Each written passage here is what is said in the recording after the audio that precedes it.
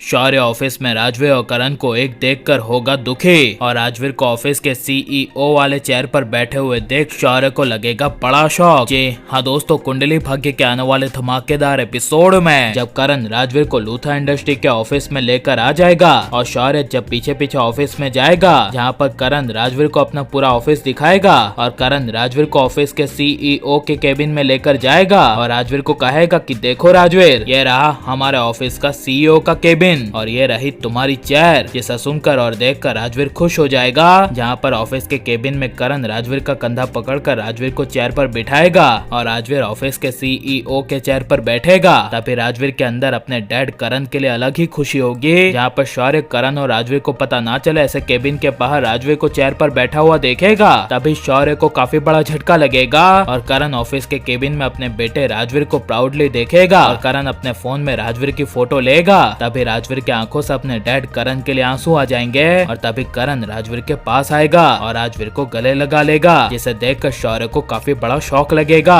और शौर्य यह राजवीर और करण को एक होते हुए देख नहीं पाएगा और शौर्य के आंखों से आंसू आ जाएंगे और शौर्य ऑफिस के केबिन से वहाँ से चला जाएगा। यहाँ पर जब करण की नजर ऑफिस के केबिन के बाहर जाएगी, तभी करण शौर्य को जाते हुए देख लेगा और एक पल के लिए करण को भी शौर्य के लिए बुरा लगेगा। यहाँ पर जब करण शौर्य को मनाने के लिए ऑफिस के केबिन के बाहर जाएगा और शौर्य जा रहा होगा, तभी करण शौर्य को रोकने की कोशिश करेगा और करण शौर्य को कहेगा शौर्य रुक जाओ। तभी शौर्य जब नहीं रुकेगा, तभी करण दौड़ते हुए अपने बेटे शौर्य के पास जाएगा। यहाँ पर जैसे ही करण पीछे से शौर्य को छुएगा और शौर्य करण के सामने पलटेगा, तभी करण शौर्य के आंखों में आंसू देख करण के होश उड़ जाएंगे और करण शौर्य को कहेगा शौर्य तुम्हारे आंखों में आंसू किस लिए शौर्य, क्या हुआ है? तभी शौर्य कहेगा कुछ नहीं डैड, मुझे क्या होगा, मुझे कुछ नहीं होगा। आपने तो बचपन से मेरा साथ कभी नहीं दिया है। मैं बचपन से लेकर अब तक आपके साथ के लिए कितना ज्यादा तरसा हूँ आपको क्या पता, लेकिन आपने मेरा कभी साथ नहीं दिया, ना ही कभी मेरा ध्यान रखा। बस सिर्फ कुछ दिनों तक आप जब मेरे साथ थे तब मुझे लगा था कि आप मुझे समझने लगे हो और मेरा साथ हमेशा दे रहे हो, लेकिन मैं गलत था डैड। आप मेरे साथ तो कभी थे ही नहीं और मैं तो गलत फहमी में जी रहा था कि जिस डैड ने पूरी जिंदगी भर मुझसे नफरत की वो मेरे साथ कैसे रहेंगे और मेरा साथ कैसे देंगे। यह सुनकर तभी करण शौर्य को कुछ बोल नहीं पाएगा और करण को यह शौर्य की सारी बातें दिल पर लग जाएगी। यहाँ पर जब शौर्य करण को कहेगा कि डैड आपको भी लगता है ना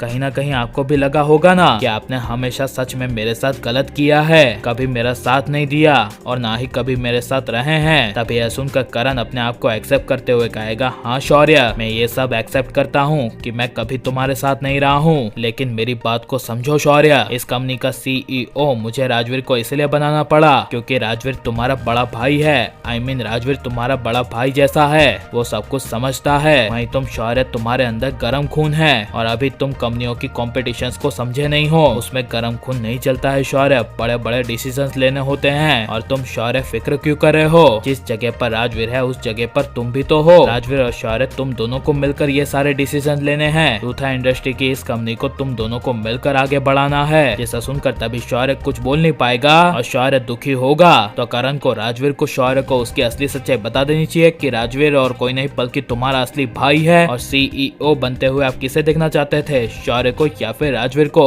हमें कमेंट में जरूर बताएं और हमारे चैनल को सब्सक्राइब करें।